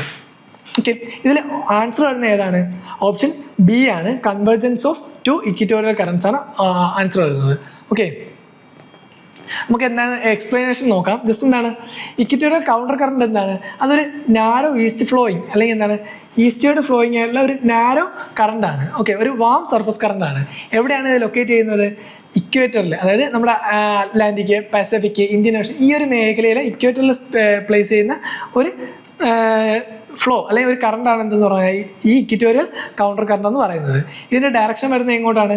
വെസ്റ്റിൽ നിന്ന് ഈസ്റ്റിലോട്ട്. അപ്പോൾ എന്താണ് ഇക്വിറ്റോറിയൽ കൗണ്ടർ കറണ്ട് എന്ന് പറഞ്ഞാൽ? Equatorial counter current is the narrow eastward flowing warm surface current. Okay, ഇതൊരു warm surface current ആണ്. Flowing from equator in the Atlantic, Pacific and Indian ocean. Okay, അഥവാ Indian ocean, Atlantic, അതുപോലെ എന്താണ് Pacific, അതിൻ്റെ equator പൊസിഷനിൽ നിന്നാണ് എന്ത് ഈ ഒരു കറണ്ട് ഫ്ലോ ചെയ്യുന്നത്. ഡയറക്ഷൻ നമ്മൾ പറഞ്ഞു വെസ്റ്റ് ടു ഈസ്റ്റിലോട്ടാണ് എന്ത് ഇക്വിറ്റോറിയൽ കൗണ്ടർ കറണ്ട് നടക്കുന്നത്. ഇനി ഇവരെങ്ങനെയാണ്? അപ്പോൾ വെസ്റ്റ് ടു ഈസ്റ്റിലോട്ട് എന്ന് പറയുമ്പോൾ നമുക്കറിയാം നോർമലി നമ്മൾ ട്രേഡ് വിൻഡ് എവിടെ നിന്നാണ് വരുന്നത്? നമുക്ക് രണ്ട് ട്രേഡ് വിൻഡ് ഉണ്ട്. ഏതൊക്കെയാണ്? നോർത്ത് ഈസ്റ്റേൺ ട്രേഡ് വിൻഡും അതുപോലെ ഏതാണ് സൗത്ത് ഈസ്റ്റ് ട്രേഡ് വിൻഡും. ഓക്കെ, ഇതിപ്പോൾ നമ്മൾ അസ്യൂം ചെയ്യുക ഇത് സദേൺ ഹെമിസ്ഫിയർ, ഇത് നോർത്തേൺ ഹെമിസ്ഫിയർ. അപ്പോൾ ഇത് നോർത്ത്, ഈസ്റ്റ്, അതുപോലെ ഇത് സൗത്ത്. അപ്പോൾ ഇവിടെ നിന്ന് എന്താണ് സൗത്ത് ഈസ്റ്റേൺ ട്രേഡ് വിൻഡ് എന്താണ് ഇങ്ങനെ വരെയാണ്. ഓക്കെ, ഈ ഒരു ഡയറക്ഷനിൽ സൗത്ത് ഈസ്റ്റേൺ ട്രേഡ് വിൻഡ് വരുന്നു. അതുപോലെ എന്താണ് നോർത്ത് ഈസ്റ്റേൺ ട്രേഡ് വിൻഡ് ഈ ഒരു ഡയറക്ഷനിൽ വരുന്നു. ഓക്കെ, അപ്പോൾ എന്താണ് ഈ രണ്ടിനെ സൗത്ത് ഈസ്റ്റ് ട്രേഡ് വിൻഡ് ആയാലും അതുപോലെ എന്താണ് നോർത്ത് ഈസ്റ്റേൺ ട്രേഡ് വിൻഡ് ആയാലും നമുക്ക് ഇതിനെല്ലാം ഇതെന്താണ് ഈ ഒരു വെസ്റ്റ് ഡയറക്ഷനിലോട്ടാണ് വരുന്നത്. ഓക്കെ, നോർത്ത് ഈസ്റ്റിൽ നിന്ന് വെസ്റ്റിലോട്ട്, അതുപോലെ തന്നെ സൗത്ത് ഈസ്റ്റ് ചെയ്യുന്നു. അപ്പോൾ ഇതിനെ കൗണ്ടർ ചെയ്യുന്നത് അല്ലെങ്കിൽ എന്താണ് ഇതിനെ ഒപ്പോസ് ചെയ്യുന്ന ഒരു കറണ്ടാണ് നമ്മളിപ്പോൾ പറഞ്ഞ ഏത് ഇക്വിറ്റോറിയൽ കൗണ്ടർ കറണ്ട് എന്ന് പറയുന്നത്. ഈ ഇക്വിറ്റോറിയൽ കൗണ്ടർ കറണ്ട് എന്താണ് ഈ ട്രേഡ് വിൻഡ്സിനെ ഒപ്പോസ് ചെയ്യുകയാണ്. അതിൻ്റെ പാത്തിനെ എന്താണ് ഒപ്പോസ് ചെയ്താണ് ഏത് ഈ ഇക്വിറ്റോറിയൽ കൗണ്ടർ കറണ്ട് വരുന്നത്. ഓക്കെ, ഇനി അപ്പോൾ എന്താണ് ജസ്റ്റ് ഈ ക്വസ്റ്റ്യൻ നോക്കുമ്പോൾ എന്താണ് ഇക്വിറ്റോറിയൽ കൗണ്ടർ കറണ്ട് നോക്കുക. സോ അത് എവിടെ നിന്ന് എങ്ങോട്ടാണ് പോകുന്നതെന്ന് നോക്കുക. പിന്നെന്താണ് നമ്മൾ പറഞ്ഞ നോർത്ത് ഈസ്റ്റ് ട്രേഡ് വിൻഡ്സിനെ ഒപ്പോസ് ചെയ്യുന്ന ആ ഒരു ഫാക്ടറും കൂടെ നോക്കി വയ്ക്കുക. ഓക്കെ, ഇനി ഇക്വിറ്റോറിയൽ കൗണ്ടർ കറണ്ടും ഉണ്ട്, അതുപോലെ എന്താണ് ഇക്വിറ്റോറിയൽ അണ്ടർ കറണ്ടും ഉണ്ട്. ഓക്കെ, കൗണ്ടർ കറണ്ടും ഉണ്ട്, അതുപോലെ തന്നെ എന്താണ് അണ്ടർ കറണ്ടും ഉണ്ട്. അപ്പോൾ ഈ അണ്ടർ കറണ്ട് എന്ന് വെച്ചാൽ എന്താണ് ഇതും ഒരു സ്വിഫ്റ്റ് നാരോ സബ് സർഫസിൽ കൂടെ പോകുന്ന ഈസ്റ്റേർഡ് ഫ്ലോയിങ് ആയിട്ടുള്ള ഓഷൻ കറണ്ട് തന്നെയാണ്. പക്ഷേ ഇതിൻ്റെ ചെറിയ വ്യത്യാസം വരുന്നതെന്ന് വെച്ചാൽ ഇത് തമ്മിലുള്ള ലൊക്കേഷനും അതുപോലെ ഡെപ്തും ഇതാണ് എന്ത് വരുന്നത് ഈ ഒരു ഇക്വിറ്റോറിയൽ കൗണ്ടർ കറണ്ടും അതുപോലെ ഇക്വിറ്റോറിയൽ അണ്ടർ കറണ്ടും തമ്മിലുള്ള ഡിഫറൻസ് വരുന്നത്. ഓക്കെ, രണ്ടിൻ്റെ ലൊക്കേഷനും അതുപോലെ ഡെപ്തും മാത്രമാണ് എന്ത് ചെറിയൊരു ഡിഫറൻസ് വരുന്നത്. ബാക്കിയെല്ലാം എന്താണ് സെയിം ആണ്. ലൊക്കേഷൻ നോക്കിയാലും വെസ്റ്റിൽ നിന്ന് ഈസ്റ്റിലോട്ടാണ് രണ്ടും ഫ്ലോ ചെയ്യുന്നത്. ഓക്കെ, നെക്സ്റ്റ് ക്വസ്റ്റ്യനിലോട്ട് പോവാം. 15th question, place of pilgrimage location. അപ്പോൾ ഇതിൽ ഏതൊക്കെ പേഴ്സാണ് കറക്റ്റ്ലി മാച്ച്ഡ് ആയിട്ടാണ് ക്വസ്റ്റ്യൻ ചോദിച്ചിരിക്കുന്നത്. ഫസ്റ്റ് ഏതാണ്? Srisailam, Nallamala hills. Second Omkareshwar, Satmala hills. Third one Pushkar, Mahadev hills. അപ്പോൾ ഇതിൽ ഏതൊക്കെ പ്ലേസാണ് കറക്റ്റായിട്ട് കൊടുത്തേക്കുന്നതെന്ന് ചോദിച്ചേക്കുന്നത്. ശ്രീശൈലം നമ്മൾ കേട്ടിട്ടുണ്ട്. എവിടെയാണ്? നല്ലമല ഹിൽസ്, ആന്ധ്രാപ്രദേശിലാണ് ശ്രീശൈലം ഉള്ളത്. സോ അതുകൊണ്ട് എന്താണ് ഓപ്ഷൻ എ ശരിയാണെന്ന് നമുക്കറിയാം. അപ്പോൾ ഈ ഒരു ഓപ്ഷൻ നമുക്ക് എലിമിനേറ്റ് ചെയ്ത് കളയാൻ പറ്റും. ഓപ്ഷൻ ബി 2 and 3 ഓൺലി എന്നുള്ള ഓപ്ഷൻ എലിമിനേറ്റ് ചെയ്യാൻ പറ്റും. ബാക്കി രണ്ടും ഓംകാരേശ്വറും അതുപോലെ എന്താണ് പുഷ്കറും, ഇത് രണ്ടും നമ്മൾ പഠിച്ചിട്ടുണ്ടെങ്കിൽ മാത്രമേ അറിയാൻ പറ്റുള്ളൂ. കാരണം കുറച്ച് മാപ്പിങ്ങും അതുപോലെ എന്താണ് ജോഗ്രഫി പരമായിട്ടുള്ള ഒരു ക്വസ്റ്റ്യൻ കൂടെയാണ്. അപ്പോൾ എന്താണ് ഓംകാരേശ്വർ ആക്ച്വലി സത്മല ഹിൽസിലല്ല. ഓക്കെ, സോറി സൂം ചെയ്യാം. ഓക്കെ, ഓംകാരേശ്വർ എവിടെയാണ്? സത്മല ഹിൽസിലല്ല, അത് മന്ദാത്ത ഹിൽസ്, അതായത് മധ്യപ്രദേശിലാണ് ഇത് ഓംകാരേശ്വർ സ്ഥിതി ചെയ്യുന്നത്. ഓക്കെ, മധ്യപ്രദേശാണ്. ഓക്കെ, ഇത് സത്മല ഹിൽസാണ് കൊടുത്തേക്കുന്നത്. ആക്ച്വലി ഇതെവിടെയാണ്? മധ്യപ്രദേശിലാണ്. നെക്സ്റ്റ് വരുന്നത് ഏതാണ്? പുഷ്കർ മഹാദേവ് ഹിൽസിലല്ല, പുഷ്കർ വരുന്നത് രാജസ്ഥാനിലെ അജ്മീറിലാണ്. ഓക്കെ, അജ്മീർ രാജസ്ഥാനിലാണ് പുഷ്കർ വരുന്നത്. അപ്പോൾ ഇവിടുത്തെ ബാക്കി 2 ഓപ്ഷൻ നമുക്ക് തെറ്റാണെന്ന് അറിയാം. സോ ആൻസർ ഏതായിരിക്കും? ഓപ്ഷൻ എ വൺ ഓൺലി ആയിരിക്കും. ഓക്കെ, മഹാദേവ് ഹിൽസ് വരുന്നത് എവിടെയാണ്? മധ്യപ്രദേശിലാണ് വരുന്നത്. ഓക്കെ, പക്ഷേ അത് അതിൻ്റെ പ്ലേസ് ഓഫ് പിൽഗ്രിമേജ് വരുന്നത് എവിടെയാണ്? പുഷ്കർ അല്ല. അതുപോലെ തന്നെ എന്താണ് സത്മല ഹിൽസ് വരുന്നത് എവിടെയാണ്? മഹാരാഷ്ട്രയിൽ നാസിക്കിലാണ് വരുന്നത്. പക്ഷേ ഓംകാരേശ്വർ അതിൻ്റെ എന്താണ് പ്ലേസ് ഓഫ് പിൽഗ്രിമേജിൽ വരുന്നില്ല. സോ ആ 2 ഓപ്ഷൻ നമ്മൾ എലിമിനേറ്റ് ചെയ്യുമ്പോൾ നമുക്ക് ആൻസർ ഏതാണെന്ന് കിട്ടുന്നത് ഓപ്ഷൻ എ വൺ ഓൺലി ആയിരിക്കും. Okay, next question. With reference to Rowlatt Satyagraha, which of the following statement is or are correct? Statement 1. The Rowlatt Act was based on the recommendations of the Sedition Committee. Second option. In Rowlatt Satyagraha, Gandhi tried to utilize the Home Rule League. Third. Demonstration against the arrival of Simon Commission coincided with the Rowlatt Satyagraha. Okay, അപ്പോൾ നമുക്ക് normally ഒരു time line അറിയാമെങ്കിൽ നമുക്കിതിൽ ഒരു option eliminate ചെയ്യാം. ഏതാണ്? Simon commission. നമുക്കറിയാം 1927 Simon കമ്മീഷൻ്റെ അറൈവൽ. ഓക്കെ, 1927 അതേ ടൈമിൽ റൗലറ്റ് സത്യാഗ്രഹം നടന്ന ഏത് വർഷമാണ്? 1990. ആ ഒരു ടൈമിലാണ് ഏത് റൗലറ്റ് സത്യാഗ്രഹം നടക്കുന്നത്. അപ്പോൾ ഇവിടെ ലാസ്റ്റ് ഓപ്ഷൻ 3 പറയുന്നത് എന്താണ്? സ്റ്റേറ്റ്മെൻറ്റ് 3 പറയുന്നത് എന്താണ്? Demonstration against the arrival of Simon commission coincided with Rowlatt Satyagraha എന്നാണ് പറയുന്നത്. അപ്പോൾ അതുകൊണ്ട് തന്നെ എന്താണ് ആ ഓപ്ഷൻ നമുക്ക് കട്ട് ചെയ്ത് കളയാനായിട്ട് പറ്റും. കാരണം രണ്ടും 2 ടൈം പീരീഡിൽ നടന്നതാണ്. സോ നമ്മൾ ഏതൊക്കെ ഓപ്ഷൻ അപ്പോൾ ഇതിൽ നിന്ന് കട്ട് ചെയ്യാൻ പറ്റും? 2 and 3 കട്ട് ചെയ്യാൻ പറ്റും, 1, 2 and 3 കട്ട് ചെയ്യാൻ പറ്റും. ഇതിനുള്ള നമുക്ക് 2 ഓപ്ഷനാണ്, 1 only, 1 and 2 only. അപ്പോൾ കോമൺ ആയിട്ട് 1 എന്തായാലും ശരിയാണ്. The Rowlatt act was based on the recommendations of the sedition committee. 2ലും കോമൺ ആയിട്ടുള്ള ഓപ്ഷനാണ്. അപ്പോൾ അതെന്താണ് ശരിയായിട്ടുള്ള സ്റ്റേറ്റ്മെൻ്റ് ആണ്. ഇനി രണ്ടാമത് നോക്കി. In Rowlatt Satyagraha Gandhiji try to utilise the home rule league. Okay, ഈ ഒരു സ്റ്റേറ്റ്മെൻറ്റും ശരിയാണ്. കാരണം റൗലറ്റ് സത്യാഗ്രഹ ടൈമിൽ എന്താണ് ഗാന്ധി ഹോം റൂൾ ലീഗിന്, ആനി ബെസ്റ്റിൻ്റെ നേതൃത്വത്തിലുണ്ടായിരുന്ന ഹോം റൂൾ ലീഗ് എന്തായിരുന്നു അന്ന് വളരെ ഫേമസ് ആയിരുന്നു. അതുകൊണ്ട് എന്താണ് റൗലറ്റ് സത്യാഗ്രഹയിൽ ഗാന്ധി എന്താണ് ഹോം റൂൾ ലീഗിനെ യൂട്ടിലൈസ് ചെയ്തിരുന്നു. സോ അതുകൊണ്ട് എന്താണ് ഈ 2 സ്റ്റേറ്റ്മെൻറ്റും ശരിയാണ്. സോ ആൻസർ വരുന്നത് ഓപ്ഷൻ ബി 1 and 2 ഓൺലി ആയിരിക്കും. ഓക്കെ, നമ്മളപ്പോൾ ഈ ഒരു ക്വസ്റ്റ്യൻ നോക്കുമ്പോൾ 1999 റൗലറ്റ് ആക്ടിൻ്റെ കൂടെ തന്നെ വേറെയും ഒരുപാട് കാര്യങ്ങൾ നടന്നിട്ടുണ്ട്. ഏതൊക്കെയാണ്? നോൺ കോർപ്പറേഷൻ മൂവ്മെൻറ്റ് നടന്നിട്ടുണ്ട്. അതുപോലെ 1990 ജാലിയൻ വാലാബാഗ്, ദെൻ ഖിലാഫത്ത്, ഇതെല്ലാം ആ ഒരു ടൈം പീരീഡിൽ നടന്ന മെയിനായിട്ടുള്ള ഇൻസിഡൻസ് ആണ്. അപ്പോൾ അതും കൂടെയൊക്കെ നോക്കുക. ഓക്കെ, ഖിലാഫത്ത് ഉണ്ടായിട്ടുണ്ട്, ദെൻ റൗലറ്റ് സത്യാഗ്രഹ, ദെൻ ജാലിയൻ വാലാബാഗ്. അത് കഴിഞ്ഞ് പിന്നെ എന്താണ് ഗാന്ധി നോൺ കോർപ്പറേഷൻ മൂവ്മെൻറ്റ് കൊണ്ടുവന്നു. അത് കഴിഞ്ഞ് എന്താണ് 1922 ചൗരി ചൗര ഇൻസിഡൻസ് ഉണ്ടായി. അതിൻ്റെ ഫലമായിട്ട് എന്താണ് നോൺ കോർപ്പറേഷൻ പിൻവലിച്ചു. അപ്പോൾ ഈ ഒരു ഇൻസിഡൻ്റ് എല്ലാം എന്താണ് ഏകദേശം ആ ഒരു ടൈം പീരീഡിൽ നടന്ന കാര്യമാണ്. പക്ഷേ സൈമൺ കമ്മീഷൻ വരുന്നത് അത് 1927 വരുന്നത്. ഓക്കെ, സോ അതുകൊണ്ട് എന്താണ് ആ ഓപ്ഷൻ നമുക്ക് ഇല്ല. Next 17th question. Among the following, which were frequently mentioned in the news for the outbreak of Ebola virus recently? Current affairs ആയിട്ട് റിലേറ്റഡ് ആയിട്ടുള്ള ക്വസ്റ്റ്യൻ ആണ്. നമുക്ക് കൂടുതലായിട്ടൊന്നും ഡിസ്കസ് ചെയ്യാൻ പറ്റില്ല. ആ ടൈമിൽ ന്യൂസ് പേപ്പർ നോക്കി അല്ലെങ്കിൽ എന്താണ് കറണ്ട് അഫയേഴ്സ് പ്രോപ്പറായിട്ട് പോയിട്ടുണ്ടെങ്കിൽ നമുക്ക് എന്താണ് അതിൻ്റെ ആൻസർ കിട്ടും. ആൻസർ ഏതാണ്? ബി ആണ്.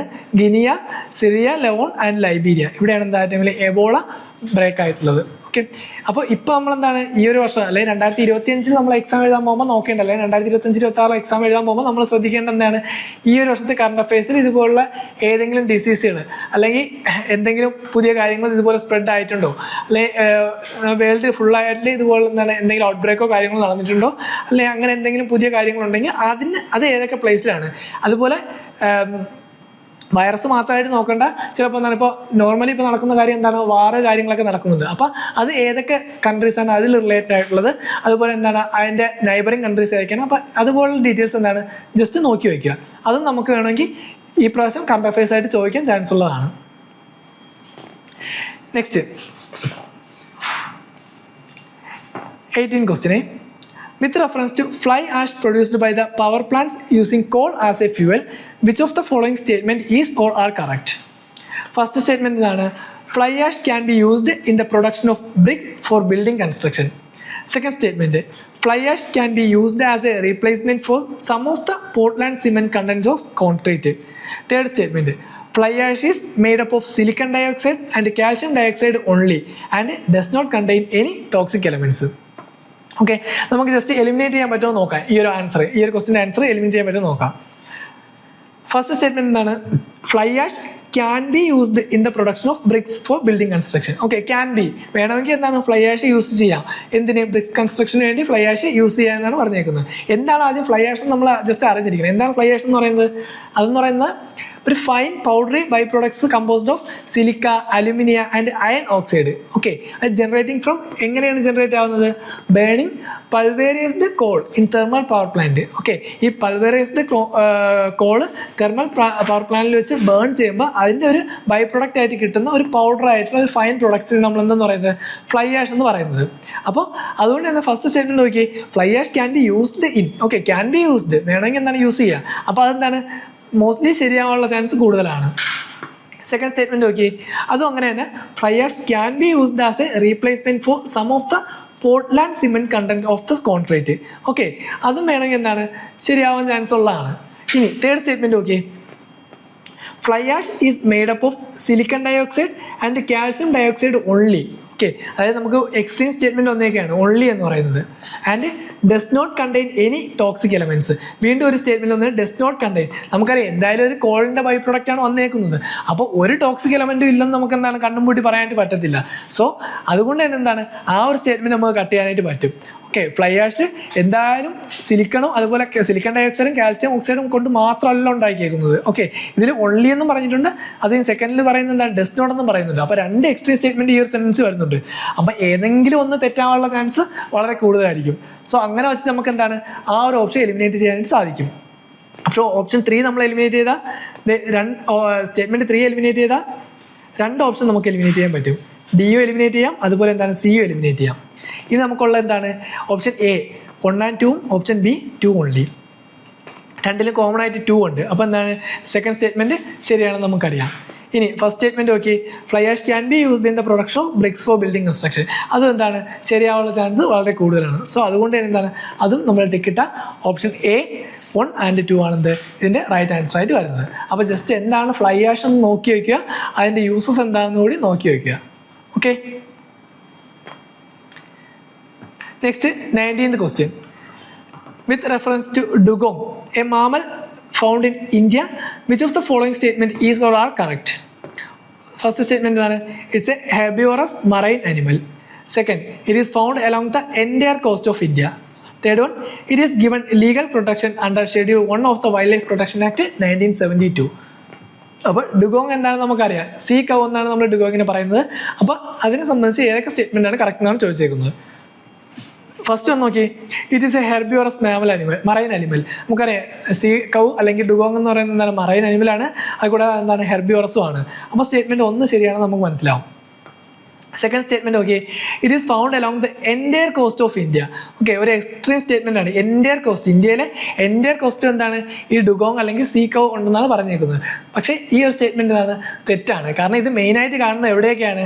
നമ്മുടെ ഗൾഫ് ഓഫ് മാന്നാർ, അതുപോലെ പാക് പേ, അതുപോലെ എന്താണ് ഗൾഫ് ഓഫ് കച്ച്, ആൻഡമാൻ നിക്കോബാർ. അപ്പോൾ ഈ ഒരു പ്രധാനപ്പെട്ട 4 സ്ഥലങ്ങളിൽ മാത്രമാണ് എന്ത് ഡുഗോങ്ങിനെ മെയിനായിട്ട് കാണുന്നത്. അല്ലാതെ എൻറ്റയർ കോസ്റ്റ് നമുക്ക് കാണാനായിട്ട് പറ്റില്ല. അതുകൊണ്ട് തന്നെ അതൊരു എക്സ്ട്രീം സ്റ്റേറ്റ്മെന്റ് ആയിട്ട് അത് നമുക്ക് ആദ്യമേ എലിമിനേറ്റ് ചെയ്ത് കളയാൻ പറ്റും. അപ്പോൾ ഓപ്ഷൻ എയും കട്ട് ചെയ്യാം, ഓപ്ഷൻ ബിയും കട്ട് ചെയ്ത് മാറ്റാം. ഇനി നമുക്കുള്ളത് ഓപ്ഷൻ സിയും ഓപ്ഷൻ ഡിയും. അതിൽ തന്നെ ഓപ്ഷൻ സി, നമ്മൾ ഓപ്ഷൻ സി ഏതാണ്? 1 and 3, ഓപ്ഷൻ ഡി 3 ആണ്. 3 രണ്ടിലും അപ്പോൾ കോമൺ ആയിട്ടുണ്ട്. എ ശരിയാണെന്ന് നമ്മൾ പറഞ്ഞു. അപ്പോൾ നമ്മൾ കറക്റ്റ് ആൻസർ ഏതായിരിക്കും? ഓപ്ഷൻ സി ആയിരിക്കും, 1 and 3 ആയിരിക്കും. അതായത് ലാസ്റ്റ് ഏതാണ്? It is given legal protection in the schedule 1 of wild life protection act 1972 wild life protection ആക്ടിലെ ഷെഡ്യൂൾ 1 അനിമലാണ് ഏതെന്ന് പറയുന്നത്? സീ കൗ അല്ലെങ്കിൽ ഡുഗോങ് എന്ന് പറയുന്നത്. ഓക്കെ, ഈ ടൈമിൽ നമുക്ക് ഷെഡ്യൂൾ 1 മറ്റ് സ്പീഷീസിൻ്റെയൊക്കെ പേര് നോക്കി വയ്ക്കുന്നത് നല്ലതാണ്. അതായത് ഇപ്പോൾ ടൈഗർ വരും, cheetah, snow leopard, then great Indian bustard, Indian lion, Kashmir stag. ഇതെല്ലാം എന്താണ് ഈ ഷെഡ്യൂൾ 1 വരുന്ന കുറച്ച് അനിമൽസ് ആണ്. Okay, next 20th question. Who of the following was or were economic critics or critics of colonialism in India? Okay, കുറച്ച് fact based ആയിട്ടുള്ള question ആണ്. ഇതിൽ ആരൊക്കെയാണ് എന്ത് എക്കണോമിക് ക്രിട്ടിക് അല്ലെങ്കിൽ critics of colonialism in India എന്ന് പറയുന്നത്? First one Dadabhai Naoroji, second one G Subramania Iyer, third R C Dutt. അപ്പോൾ ഇവരിൽ ആരൊക്കെയാണ് എന്ത് എക്കണോമിക് ക്രിറ്റിക്സ് അല്ലെങ്കിൽ critics of colonialism in India? Answer വരുന്നത് ഏതാണ്? ഡി ആണ്. 3 പേരും ഉണ്ട്. 3 പേരും എന്താണ്? ക്രിട്ടിക്സ് ആയിരുന്നു. ഓക്കെ, അപ്പോൾ ഈ ഒരു ടൈം നമുക്ക് നോക്കിയൊക്കെ ഇവർ 3 പേരുമായിട്ട് ബന്ധപ്പെട്ട ഏതെങ്കിലുമൊക്കെ പ്രസ്ഥാനങ്ങളുണ്ടോ, അല്ലെങ്കിൽ ഇവർ ഏതിലൊക്കെ ആയിരുന്നു? ഇവർ മോഡറേറ്റ്സ് ആയിരുന്നോ, അതുപോലെ തന്നെ എന്താണ് എക്സ്ട്രീമിസ്റ്റ് ആയിരുന്നോ? അങ്ങനത്തെ കുറച്ച് കാര്യങ്ങൾ എന്താണ് നമുക്ക് നോക്കി വയ്ക്കാം. ഓക്കെ, ഇതിപ്പോൾ ദാദാഭായ് നവറോജിയുടെ ഒരു ബുക്കുണ്ട്, ഏതാണ്? Drain theory. അതിലാണെന്ത് ഈ എക്കണോമിക് ക്രിട്ടിക്സും അതിനെ പറ്റിയുള്ള കാര്യങ്ങളെല്ലാം എന്താണ് അദ്ദേഹം അതിലാണ് എഴുതിയിരിക്കുന്നത്. Okay, drain theory Dadabhai നവറോജിയുടെയാണ്.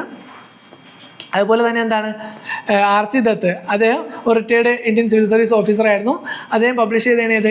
The economic history of India എന്ന് പറയുന്നത്. ഓക്കെ, അത് ആർ.സി. ദത്തിൻ്റെ ബുക്കാണ്. ദെൻ ജി സുബ്രഹ്മണ്യ അയ്യറാണെന്ത്? ഹിന്ദുവിൻ്റെയൊക്കെ founder. Okay, founder of the Hindu അതാരാണ്? ജി സുബ്രഹ്മണ്യ അയ്യറാണ് ഫൗണ്ടർ ഓഫ് ദ ഹിന്ദു. അപ്പോൾ ഇതിലൊക്കെ എന്താണ് എക്കണോമിക് ക്രിറ്റിസിസമാണ് അവർ നടത്തിയിരുന്നത്. ഈ ഒരു നോവൽസിൽ കൂടെ ആയാലും ബുക്സിൽ കൂടെ ആയാലും ന്യൂസ് പേപ്പറിൽ കൂടെ ആയാലും എന്താണ് അവർ കൂടുതലും എന്താണ് എക്കണോമിക് ക്രിറ്റിസിസങ്ങൾ നടത്തിയിട്ടുണ്ട്. ഓക്കെ, സോ അതുകൊണ്ട് എന്താണ് ഇവർ 3 പേരും എക്കണോമിക് ക്രിറ്റിക്സ് ആയിരുന്നു. ഏത്? കൊളോണിയലിസ്റ്റ് ഇന്ത്യയിൽ. ഓക്കെ, അപ്പോൾ അത് കുറച്ച് ഫാക്ട് ബേസ്ഡ് ആയിട്ടുള്ള ക്വസ്റ്റ്യൻ ആണ്. നമുക്ക് അറിയാമെങ്കിൽ മാത്രമേ ആൻസർ ചെയ്യാനായിട്ട് സാധിക്കത്തുള്ളൂ. മോഡേൺ ഇന്ത്യ ബേസ്ഡ് ആയിട്ടുള്ള ക്വസ്റ്റ്യൻ ആണ്. നെക്സ്റ്റ് ക്വസ്റ്റ്യൻ നോക്കി. Which one of the following issues Global Economic Prospects report periodically? Global economic prospect report ഇത് ആരാണ് ഇഷ്യൂ ചെയ്യുന്നതെന്ന് ചോദിച്ചിരിക്കുന്നത്. Option A the Asian Development Bank, option B the European Bank for Reconstruction and Development, option C the US Federal Reserve Bank, option D World Bank. നമുക്ക് just ഒന്ന് elimination trick use ചെയ്യാൻ നോക്കാം. നോക്കിയേ, option C നോക്കി, the US federal bank. ഇവിടെ ചോദിച്ചേക്കുന്ന global economic prospect ആണ്. Okay, global economic prospect എന്ന് പറയുമ്പോൾ തന്നെ എന്താണ് US ഫെഡറൽ ബാങ്ക് നമുക്ക് എന്താണ് അങ്ങ് അവോയ്ഡ് ചെയ്യാം. കാരണം അവരെന്താണ് ഗ്ലോബൽ എക്കണോമിക് പ്രോസ്പെക്റ്റ് ഇറക്കേണ്ട ആവശ്യമില്ല. പിന്നെ ഏഷ്യൻ ഡെവലപ്മെൻറ്റ് ബാങ്ക് അവരെന്താണ് ആ പേര് പറയുന്ന പോലെ എന്താണ് ഏഷ്യയായിട്ട് റിലേറ്റഡ് ആയിട്ട് വരുന്നെങ്കിലും പക്ഷെ എന്താണ് യൂറോപ്പിൻ്റെ അത്രയും കാര്യങ്ങൾ ഗ്ലോബലിൻ്റെ കാര്യങ്ങളിൽ എന്താണ് ഇൻ്റർഫിയർ ചെയ്യേണ്ട കാര്യം വരുന്നില്ല. അപ്പോൾ അത് നമുക്ക് എന്താണ് എലിമിനേറ്റ് ചെയ്ത് കളയാം. പിന്നെ വരുന്നത് European Bank for Reconstruction and Development. അതും എന്താണ് യൂറോപ്യൻ ബാങ്ക് എന്നുള്ളൊരു കിടപ്പുണ്ട്. അപ്പോൾ നമുക്ക് എന്താണ് അതും ജസ്റ്റ് എന്താണ് ഒരു ലോജിക്കലിൻ്റെ ഇതിൽ എലിമിനേറ്റ് ചെയ്ത് കളയാം. പക്ഷേ ഇവരെല്ലാം എന്താണ് വേൾഡിന് വേണ്ടി ഒന്നും ചെയ്യുന്നില്ല എന്നല്ല, വേൾഡിന് വേണ്ടി ചെയ്യുന്ന കാര്യങ്ങളുണ്ട്. പക്ഷെ നമ്മളെന്താണ് ജസ്റ്റ് ഒരു കോമൺ ഇത് മാത്രം നോക്കിയിട്ടാണ് എലിമിനേറ്റ് ചെയ്യുന്നത്. അങ്ങനെ നോക്കുന്നത് നമ്മൾ ആൻസർ ഏതായിരിക്കും? വേൾഡ് ബാങ്ക് ആയിരിക്കും.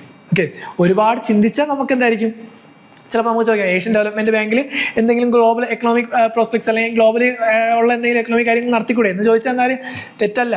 പക്ഷേ നമ്മളെന്താണ് സിമ്പിളായിട്ട് ചിന്തിക്കുന്നതെങ്കിൽ എന്താണ് ഈ ബാക്കി 3 നമുക്ക് എലിമിനേറ്റ് ചെയ്തിട്ട് നമുക്ക് വേൾഡ് ബാങ്ക് എന്ന ഓപ്ഷനിലോട്ട് എത്താനായിട്ട് സാധിക്കും.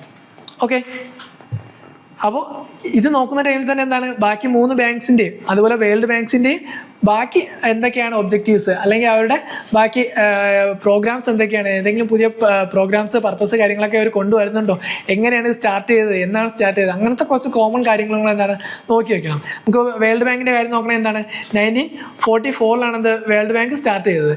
ഏത്? ബ്രിട്ടൻ വുഡ് കോൺഫറൻസിലായിരുന്നു. അതിൻ്റെ ഹെഡ് ക്വാർട്ടേഴ്സ് എവിടെയാണ്? വാഷിങ്ടൺ DC ആണ്. ഇതൊരു ഇൻ്റർനാഷണൽ ഫിനാൻഷ്യൽ ഇൻസ്റ്റിറ്റ്യൂഷനാണ്. ഓക്കെ, വേൾഡ് ബാങ്ക് എന്ന് പറയുന്നത് എന്താണ് ഇൻ്റർനാഷണൽ ഫിനാൻഷ്യൽ ഇൻസ്റ്റിറ്റ്യൂഷനാണ്. എന്താണ് എയിം എന്ന് പറയുന്നത്?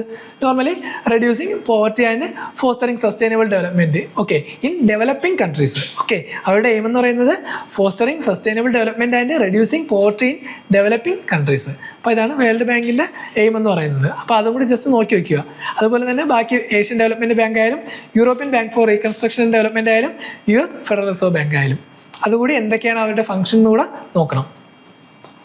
നെക്സ്റ്റ് അടുത്ത ക്വസ്റ്റ്യൻ എക്കണോമിയായിട്ട് റിലേറ്റഡ് ആയ ക്വസ്റ്റ്യൻ ആണ്. When the RBI reduces the statutory liquidity ratio by 50 basis points, which of the following is likely to happen? അപ്പോൾ എന്താണ് സ്റ്റാറ്റ്യൂട്ടറി ലിക്വിഡിറ്റി റേഷ്യോ എന്ന് പറയുന്നത്? അതായത് ഒരു റിസർവ് റിക്വയർമെൻ്റ് ആണ് that commercial banks are required to maintain in the form of cash, gold reserves. അങ്ങനെ എന്താണ് commercial bank അവരിതിൽ keep ചെയ്യേണ്ട കുറച്ച് റിസർവ്സ്. ഓക്കെ, അതിനാണ് എന്തെന്ന് പറയുന്നത് SLR അല്ലെങ്കിൽ സ്റ്റാറ്റ്യൂട്ടറി ലിക്വിഡിറ്റി റേഷ്യോ എന്ന് പറയുന്നത്.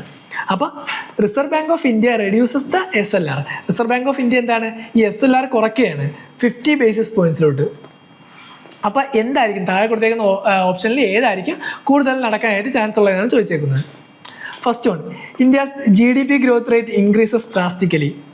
Second one, foreign institutional investors may bring more capital into our country. Third, scheduled commercial banks may cut their lending rates. Fourth one, it may drastically reduce the liquidity to the banking system. അപ്പോൾ നോക്കി, നമ്മൾ പറഞ്ഞു എന്താണ് SLR എന്ന് പറയുന്നത്. SLR എന്ന് പറയുന്നത് banks, commercial banks keep ചെയ്യേണ്ട ഒരു റിസർവ് ആണ്. അപ്പോൾ അതെന്താണ് 50 ബേസിസ് പോയിന്റ്സിലോട്ട് കുറച്ചു. ഓക്കെ, അപ്പോൾ അവരിൽ എന്താണ് കുറവാണ്. ഓക്കെ, കൊമേഴ്ഷ്യൽ ബാങ്ക്സിൻ്റെ കയ്യിൽ ഇപ്പോൾ എന്താണ് പൈസ കുറവാണ്. അപ്പോൾ എന്ത് ചെയ്യും അവർ? നോർമലി ഇപ്പം 100 രൂപ ഉണ്ടായിരുന്നു വിചാരിച്ചു, കൊമേഴ്ഷ്യൽ ബാങ്ക്സിൻ്റെ 100 രൂപ ഉണ്ട്. അപ്പോൾ എന്താണ് അത് കുറച്ചിട്ട് RBI എത്രയാക്കാൻ പറഞ്ഞു?